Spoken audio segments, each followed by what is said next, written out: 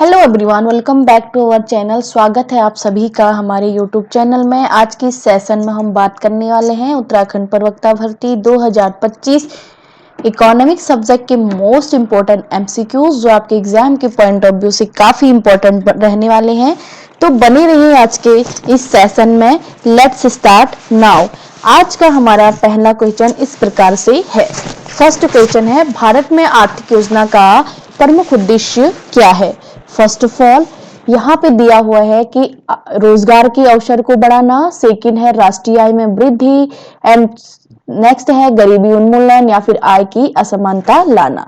तो हमारा right answer रहेगा यहाँ पे option C will be right answer.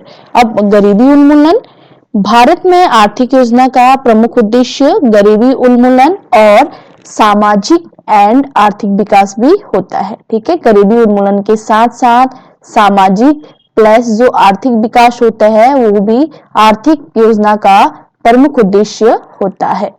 Now next question देखेंगे। यहाँ पर जीडीपी का पूर्ण रूप क्या है, यानी कि फुल फॉर्म ऑफ जीडीपी। तो यहाँ पे फर्स्ट ऑप्शन है ग्रोस डोमेस्टिक प्रोडक्ट, सेकंड है general domestic product, global domestic product या फिर ग्रॉस डेप्ट प्रोडक्ट।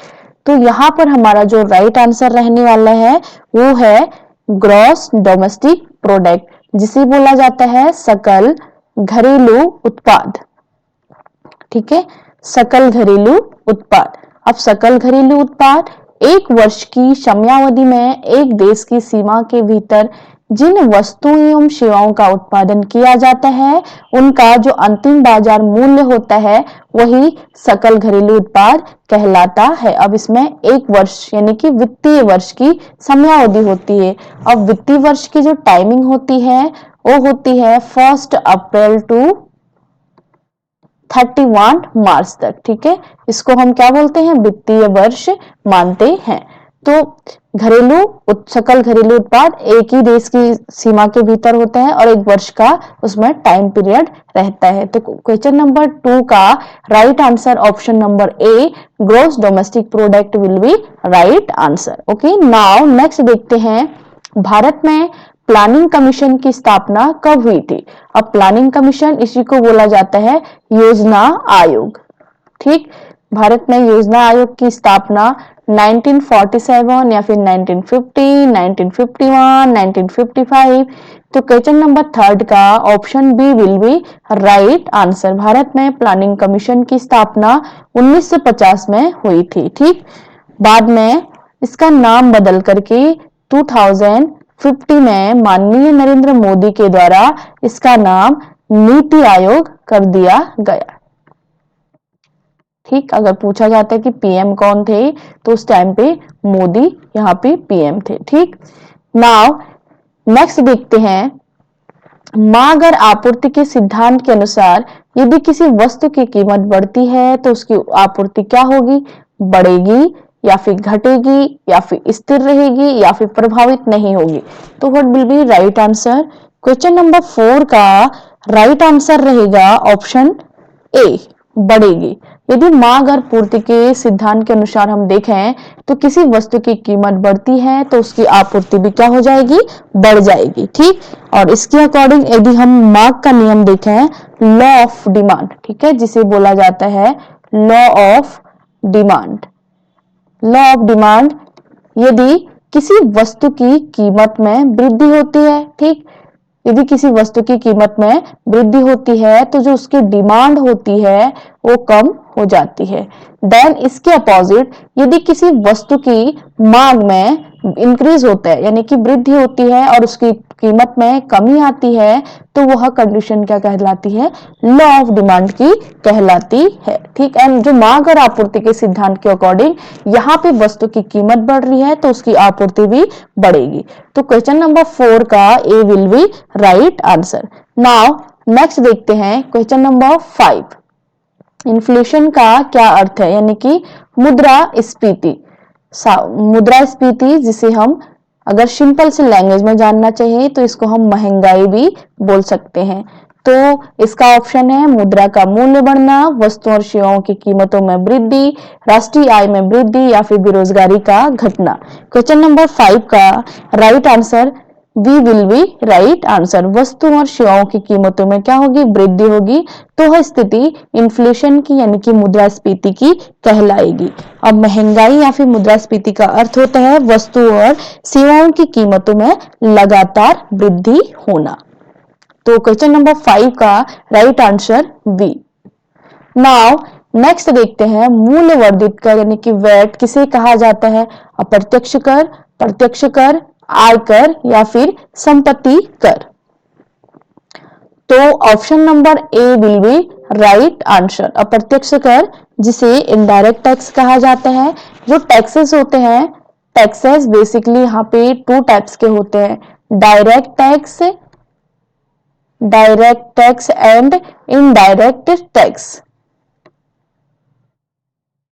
तो जो डायरेक्ट टैक्स होता है वो सीधे किसी व्यक्ति पे लगाया जाता है, और इनडायरेक्ट टैक्स वो उस व्यक्ति पे उसी व्यक्ति पे नहीं लगा करके दूसरे व्यक्ति पे लगाया जाता है। जैसे for example GST indirect tax के अंतर्गत आता है। जीएसटी का फुल फॉर्म होता है गुड एंड सर्विस टैक्स। अब यहाँ पे डायरेक्ट टैक्स जो होता है, डायरेक्ट टैक्स जैसे फॉर एग्जाम्पल आयकर और संपत्ति कर यहाँ पे क्या है, डायरेक्ट टैक्स के एग्जाम्पल है। ठीक, तो मूल्य वर्धित कर यानी कि वैट क्या है, एक इनडायरेक्ट टैक्स है। तो क्वेश्चन नंबर 6 का A will be right answer. Now next देखते हैं यहाँ पे अर्थशास्त्र का प्रमुख उद्देश्य क्या है, वित्तीय प्रबंधन, संसाधनों का सर्वोत्तम उपयोग, आय का वितरण या फिर राष्ट्रीय उत्पादन। अब यहाँ पे क्वेश्चन नंबर 7 का देखेंगे, यहाँ पे अर्थशास्त्र पूछा गया है। तो जो अर्थशास्त्र है, अर्थशास्त्र मोस्टली 2 शब्द से बना है, अर्थ प्लस शास्त्र। अर्थ मीन्स होता है धन, देन शास्त्र मीन्स होता है विज्ञान। ठीक, तो अर्थात धन का विज्ञान। अर्थशास्त्र वह शाखा है जिसके अंतर्गत समस्त आर्थिक क्रियाओं का अध्ययन किया जाता है, उसे हम बोलते हैं अर्थशास्त्र। अब अर्थशास्त्र का जनक यानी कि फादर्स ऑफ इकोनॉमिक्स माना जाता है एडम स्मिथ को। ठीक है, एडम स्मिथ को फादर्स ऑफ इकोनॉमिक्स माना जाता है। ठीक, नाउ नेक्स्ट क्वेश्चन देखते हैं, बजट डिफिक्ट क्या कहलाता है, यानी कि बजट घाटा। ठीक, तो बजट घाटा से क्या आशय है, तो इसका ऑप्शन है बजट में कोई घाटा नहीं, सरकार के खर्च, सरकार की आय से अधिक, या फिर बजट का संतुलन, या फिर करों में वृद्धि। तो क्वेश्चन नंबर 8 का B will be right answer. सरकार के खर्च, जो सरकार के खर्चे होते हैं सरकार से अधिक होते हैं, तो वह स्थिति बजट घाटे की स्थिति कहलाती है। बजट घाटा तब होता है जब क्या होगा, सरकार के खर्चे उसकी आय से अधिक होंगे, तो वह स्थिति बजट डिफिक्ट की कहलाएगी। अब नेक्स्ट क्वेश्चन देखते हैं, क्वेश्चन नंबर 9, मुद्रास्फीति को नियंत्रित करने के लिए कौन सा प्रमुख कदम है, ब्याज दरों में वृद्धि, सरकारी खर्चों में वृद्धि, करों में वृद्धि, कमी, या फिर विदेशी निवेश में कमी। तो यहाँ पर हमारा आंसर रहेगा A will be right answer. Question number 9 का ए आंसर सही रहेगा। अब ब्याज दर में वृद्धि, इसका आंसर है मुद्रास्फीति को नियंत्रित करने के लिए केंद्रीय बैंक ब्याज दरों को बढ़ाता है ताकि उधारी महंगी हो और उपभोक्ता क्या करे, कम खर्च करे। तो केंद्रीय बैंक जिसे आरबीआई भी बोला जाता है, रिजर्व बैंक ऑफ इंडिया, इसे बैंकों का बैंक, अंतिम ऋणदाता भी माना जाता है। ठीक, नाउ नेक्स्ट देखते हैं, भारत में बेरोजगारी की दर के निर्धारण के लिए कौन सा संस्थान जिम्मेदार है, आरबीआई यानी कि reserve bank of India, planning commission, NSSO, या फिर ministry of finance. Question number 10 का C will be right answer. इसे बोला जाता है राष्ट्रीय सांख्यिकी कार्यालय यानी कि नेशनल स्टैटिस्टिक्स ऑफिस। ठीक है, इसके द्वारा भारत में बेरोजगारी के दर का निर्धारण किया जाता है। अब यहाँ पे बेरोजगारी वह सिचुएशन होती है जिस कंडीशन में कोई योग्य व्यक्ति होने के बावजूद उसको रोजगार प्राप्त नहीं होता है, तो वह स्थिति बेरोजगारी की स्थिति कहलाती है, और बेरोजगारी की दर के निर्धारण एनएसएसओ के द्वारा किया जाता है। नाउ नेक्स्ट देखेंगे क्वेश्चन नंबर 11, सकल घरेलू उत्पाद में कौन सी वस्तु शामिल नहीं होती? तो सकल घरेलू उत्पाद एक वर्ष की समयावधि में एक देश की सीमा के भीतर जिन वस्तुओं एवं सेवाओं का उत्पादन किया जाता है उन वस्तुओं का जो अंतिम मूल्य होता है, मौद्रिक मूल्य, उसी को हम क्या बोलते हैं? सकल घरेलू उत्पाद कहते हैं। तो सकल घरेलू उत्पाद में उपभोक्ता की वस्तुएं या फिर उत्पादन वस्तुएं, शेयर बाजार का मूल्य या सरकारी खर्च। तो इसमें शेयर बाजार का जो मूल्य होता है उसको इंक्लूड नहीं किया जाता है। देन उपभोक्ता की वस्तुएं, उत्पादन की वस्तुएं और सरकारी खर्च को इसमें इंक्लूड किया जाता है। तो क्वेश्चन नंबर 11 का C will be right answer. Now next देखते हैं, समानता की अवधारणा किसे कहते हैं? आय और संपत्ति का समान वितरण, शिक्षा का समान वितरण, रोजगार का समान वितरण या सभी उत्तर सही है। तो क्वेश्चन नंबर 12 का यहाँ पे राइट आंसर रहेगा A will be right answer. आय और संपत्ति का समान वितरण का मतलब होता है आय और संपत्ति का समान वितरण होना, जिससे समाज में क्या हो? संतुलन बना रहे। ठीक। नाउ नेक्स्ट देखते हैं, भारत में योजना आयोग के स्थान पर किसका गठन हुआ था? ऑप्शन ए नीति आयोग,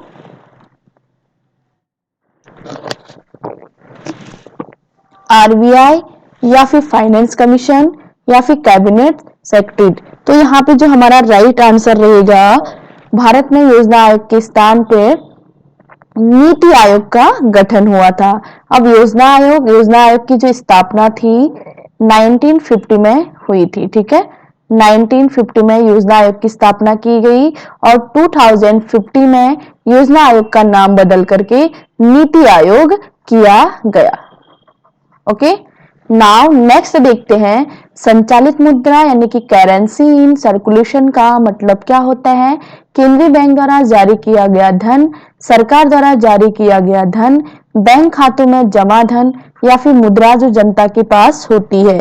तो क्वेश्चन नंबर 14 का राइट आंसर होगा option D will be right answer. अब संचालित मुद्रा वह मुद्रा होती है जो जनता के पास होती है और बाजार में चलती है। ठीक है, बाजार में उसका उपयोग हो रहा है, वही हमारी संचालित मुद्रा कहलाएगी। नाउ नेक्स्ट देखते हैं, मॉनेटरी पॉलिसी का उद्देश्य क्या है? यानी कि मौद्रिक नीति। ठीक है, मौद्रिक नीति का उद्देश्य क्या है?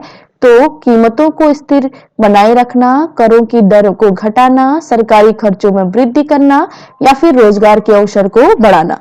क्वेश्चन नंबर 15 का A will be right answer, कीमतों की स्थिरता बनाए रखना। मौद्रिक नीति का उद्देश्य मुद्रास्फीति को नियंत्रित करना और कीमतों की स्थिरता को बनाए रखना होता है, और इसका जो और काम होता है वो होता है मुद्रास्फीति को भी ये कंट्रोल करता है। मुद्रास्फीति मीन्स अगर सिंपली शब्दों में हम जाने तो महंगाई, जहां पे वस्तु और सेवाओं की दर क्या हो जाती है? महंगाई होती है, महंगी होती है, तो उस कंडीशन को इन्फ्लेशन यानी कि मुद्रास्फीति कहा जाता है। अब देखेंगे नेक्स्ट क्वेश्चन, टैरिफ का क्या मतलब होता है? टैरिफ क्या होता है? आयात पर लगने वाला कर, निर्यात पर लगने वाला कर, उत्पादन पर लगने वाला कर या फिर वितरण पे लगने वाला कर। क्वेश्चन नंबर 16 का राइट आंसर होगा option A will be right answer. अब टैरिफ वह कर है जो किसी देश द्वारा आयातित वस्तु पर लगाया जाता है। अब एक तो आ गया यहाँ पे आयात, ठीक, दूसरा होता है निर्यात। आयात मीन्स होता है खरीदना और निर्यात मीन्स होता है बेचना। किसी देश को वस्तुओं को बेचना निर्यात कहलाता है और किसी देश से वस्तुओं को खरीदना आयात कहलाता है। तो क्वेश्चन नंबर 16 का A will be right answer. Tariff क्या होता है? आयात पर लगने वाला कर होता है। नाउ नेक्स्ट देखते हैं, लॉ ऑफ डिमिनिशिंग रिटर्न्स क्या कहलाता है? संसाधनों का उपयोग बढ़ाने पर उत्पादन लगातार बढ़ता है। ऑप्शन बी, संसाधनों का उपयोग बढ़ाने पर उत्पादन पहले से बढ़ता है फिर घटता है, या फिर संसाधनों का उपभोग बढ़ाने पर उत्पादन नहीं बदलता, या फिर संसाधनों का उपयोग घटाने पर उत्पादन बढ़ता है। तो क्वेश्चन नंबर 17 का राइट आंसर रहेगा संसाधनों का उपयोग बढ़ाने पर उत्पादन पहले बढ़ता है और फिर घटता है। ठीक, इस सिद्धांत के अनुसार एक निश्चित बिंदु के बाद उत्पादन बढ़ाने के लिए अतिरिक्त संसाधन लगाने से उत्पादन में क्या हो जाती है, कमी आ जाती है। अब लॉ ऑफ डिमिनिशन, पहले तो क्या होता है, डायरेक्टली बढ़ेगा, ठीक, उसके बाद यहाँ पे स्थिर रह जाता है। एक सिचुएशन जहां पे एक्स्ट्रा संसाधनों का वहां पे उपयोग हो रहा है, उस सिचुएशन में क्या हो जा रहा है, घट जा रहा है, उत्पादन घट रहा है। तो लॉ ऑफ डिमिनिशन रिटर्न्स क्या कहलाता है कि संसाधनों का उपयोग बढ़ाने पर उत्पादन पहले बढ़ता है, फिर क्या होता है, घटता है। तो क्वेश्चन नंबर 17 का B will be right answer. अब नाउ नेक्स्ट देखेंगे क्वेश्चन नंबर 18, फिजिकल पॉलिसी का मुख्य उद्देश्य क्या है? इसको बोला जाता है राजकोषीय नीति। ठीक है, तो राजकोषीय नीति का मुख्य उद्देश्य है रोजगार बढ़ाना या फिर राष्ट्रीय आय बढ़ाना, राजकोषीय नीति या घाटा नियंत्रित करना या मुद्रास्फीति कम करना। तो राजकोषीय घाटा नियंत्रित करना इसका राइट आंसर होगा। Option C will be right answer. अब राजकोषीय नीति का उद्देश्य सरकारी खर्च और करों के माध्यम से अर्थव्यवस्था को स्थिर रखना और घाटे को क्या करना होता है, नियंत्रित करना होता है। नाउ नेक्स्ट देखेंगे केंद्रीय बैंक द्वारा सरकारी खजाने को उधारी देने की प्रक्रिया को क्या कहते हैं? रिजर्व रेपो, रेपो दर, ओपन मार्केट ऑपरेशन या फिर स्टेट बैंक लोन। तो क्वेश्चन नंबर 19 का यहाँ पे B will be right answer, repo दर। रेपो दर वह दर होती है जिस पर केंद्रीय बैंक वाणिज्य बैंक को यानी कि कमर्शियल बैंकों को लोन देता है, उसे क्या बोला जाता है, रेपो दर कहा जाता है। तो क्वेश्चन नंबर 19 का यहाँ पे रेपो दर राइट आंसर रहेगा। नाउ नेक्स्ट देखते हैं महंगाई इन्फ्लेशन की उच्च दर का प्रभाव क्या होता है? उपभोक्ताओं के पास अधिक क्रय शक्ति होती है, उत्पादन में वृद्धि होती है या वस्तुओं और सेवाओं की कीमतें बढ़ती हैं या फिर बेरोजगारी में कमी आती है। यहाँ पे वस्तुओं के स्थान पर वस्तुएं होगा। ठीक, तो क्वेश्चन नंबर 20 का राइट आंसर रहेगा option C will be right answer. ठीक, तो वस्तुओं और सेवाओं की कीमतें बढ़ती है और उच्च महंगाई दर का परिणाम होता है वस्तुओं और सेवाओं की कीमतों में वृद्धि होती है। नाउ नेक्स्ट देखेंगे क्वेश्चन नंबर 21, माइक्रो इकोनॉमिक्स किसे कहते हैं? इसका नाम है व्यष्टि अर्थशास्त्र। ठीक, इसी को हम सूक्ष्म बोलते हैं, इसी को हम लघु बोलते हैं और यही होता है हमारा कीमत सिद्धांत, कीमत सिद्धांत। ठीक, तो मैक्रो इकोनॉमिक्स राष्ट्रीय अर्थव्यवस्था का अध्ययन, घरेलू आय का अध्ययन, व्यक्तिगत उपभोक्ता या उत्पादक के व्यवहार का अध्ययन या सरकारी बजट का अध्ययन। तो जो मैक्रो इकोनॉमिक्स होता है, मैक्रो इकोनॉमिक्स यानी कि व्यष्टि अर्थशास्त्र, अर्थशास्त्र की वह शाखा है जिसके अंतर्गत व्यक्तिगत आर्थिक इकाइयों का अध्ययन किया जाता है। जैसे फॉर एग्जाम्पल एक व्यक्ति, एक फर्म और एक उद्योग का यहाँ पर क्या किया जाता है, अध्ययन किया जाता है, उसी को हम व्यष्टि अर्थशास्त्र या समष्टि अर्थशास्त्र कहते हैं। अब जो अर्थशास्त्र है, अर्थशास्त्र वह शाखा है जिसके अंतर्गत समस्त आर्थिक क्रियाओं का अध्ययन किया जाता है। अब अर्थशास्त्र को 2 पार्ट्स में कन्वर्ट किया गया था। ओस्लो विश्वविद्यालय के जो नॉर्वे के प्रोफेसर थे उन्होंने 1933 में अर्थशास्त्र को 2 पार्ट्स में कन्वर्ट किया, एक तो मैक्रो इकोनॉमिक्स और दूसरा माइक्रो इकोनॉमिक्स। अब मैक्रो इकोनॉमिक्स जिसे समष्टि बोला जाता है और जो माइक्रो इकोनॉमिक्स है इसे व्यष्टि अर्थशास्त्र बोला जाता है। समष्टि अर्थशास्त्र के जनक जॉन मेनार्ड किन्स को माना जाता है और होल इकोनॉमिक्स का जनक एडम स्मिथ को माना जाता है। Is that clear? Now next देखते हैं एग्रीगेट्स डिमांड यानी कि एडी का मतलब क्या है? क्वेश्चन नंबर 22, जिसे समग्र मांग भी बोला जाता है, इसको समग्र मांग कहा जाता है। तो क्वेश्चन नंबर 22 का राइट आंसर क्या रहेगा? यहाँ पे है ऑप्शन ए निश्चित समय में उपभोक्ता द्वारा कुल मांग, बी कुल वस्तु और सेवाओं की आपूर्ति, सी सरकारी खर्चों की कुल राशि या फिर कुल उपभोक्ता खर्च। तो 22 का यहाँ पे राइट आंसर रहेगा A will be right answer. एक निश्चित समय में उपभोक्ताओं द्वारा कुल मांग को समग्र मांग या फिर एग्रीगेट्स डिमांड या फिर एडी कहा जाता है। एडी वह कुल मांग होती है जो एक देश में सभी उपभोक्ताओं के द्वारा किसी निश्चित समय में की जाती है, तो उसे समग्र मांग कहा जाता है। नाउ नेक्स्ट देखेंगे क्वेश्चन नंबर 23। इकोनॉमिक ग्रोथ का मतलब क्या है? कुल उत्पादन में वृद्धि, आय का समान वितरण, राष्ट्रीय आय का स्थिर होना, बेरोजगारी दर में कमी। तो क्वेश्चन नंबर 23 का यहाँ पे राइट आंसर रहेगा कुल उत्पादन में वृद्धि। आर्थिक विकास, इकोनॉमिक ग्रोथ यानी कि आर्थिक विकास का मतलब होता है एक देश की कुल उत्पादन क्षमता और राष्ट्रीय आय में वृद्धि। अगर कुल उत्पादन के साथ साथ राष्ट्रीय आय में भी वृद्धि हो रही है तो वह क्या कहलाएगा? इकोनॉमिक ग्रोथ कहलाएगा। ठीक।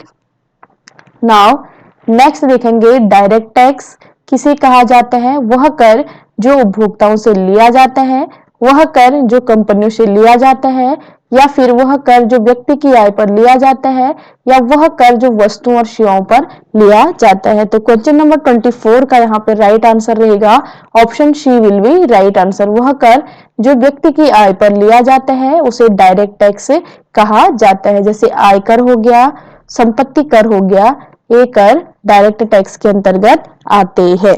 ठीक। नाउ नेक्स्ट देखेंगे क्वेश्चन नंबर 25 मॉनेटरी पॉलिसी।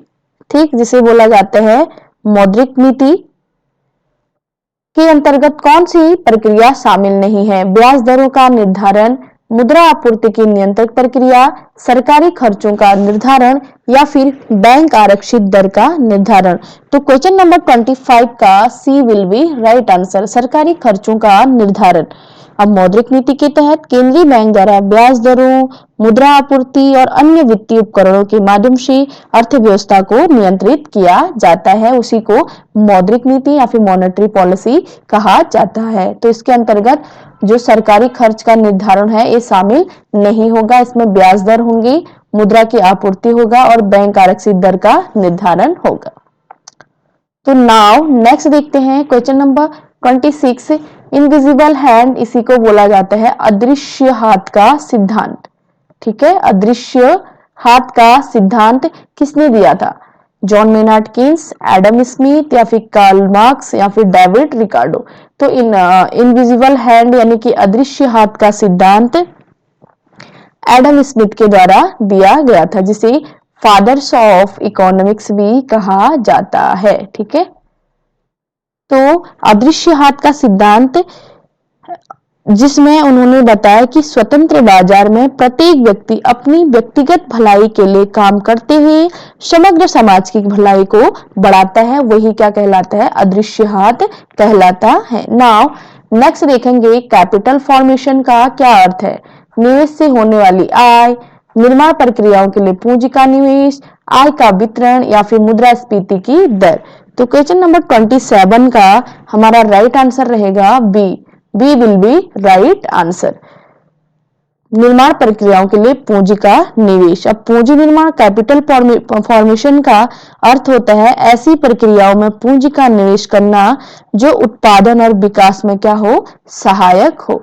उत्पादन प्लस विकास में सहायक होता है, उसे बोला जाता है capital formation. Now Keynesian economics किसके द्वारा स्थापित किया गया था? John Maynard Keynes, Adam Smith, David Ricardo, या फिर मिल्टन फ्रीडमैन।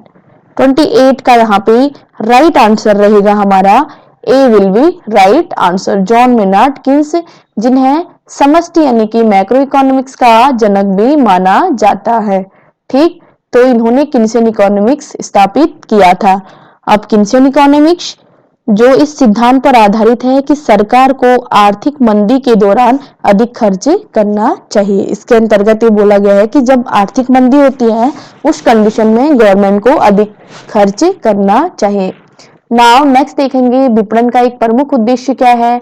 उपभोक्ताओं से धन एकत्रित करना, उपभोक्ताओं की इच्छा और आवश्यकताओं को पूरा करना, राष्ट्रीय आय बढ़ाना, या फिर बैंकिंग प्रणाली को सुदृढ़ करना। अब विपणन, इसको मार्केटिंग भी बोला जाता है। ठीक, इसका प्रमुख उद्देश्य क्या है? तो क्वेश्चन नंबर 29 का राइट आंसर होगा उपभोक्ताओं की इच्छा और आवश्यकताओं को पूरा करना। तो B will be right answer. उनको पहचानना भी होता है और जो उपभोक्ताओं की आवश्यकता होती है उनको भी संतुष्ट करना होता है। ये मार्केटिंग का मुख्य उद्देश्य होता है। अब देखेंगे आज का लास्ट क्वेश्चन, फ्री ट्रेड यानी कि मुफ्त व्यापार। मुफ्त व्यापार का मतलब क्या है? बिना किसी प्रकार के कर या शुल्क के व्यापार, या फिर केवल घरेलू व्यापार, या फिर केवल अंतर्राष्ट्रीय व्यापार, या उच्च करों के साथ व्यापार। तो क्वेश्चन नंबर 30 का यहाँ पे राइट आंसर रहेगा option A will be right answer.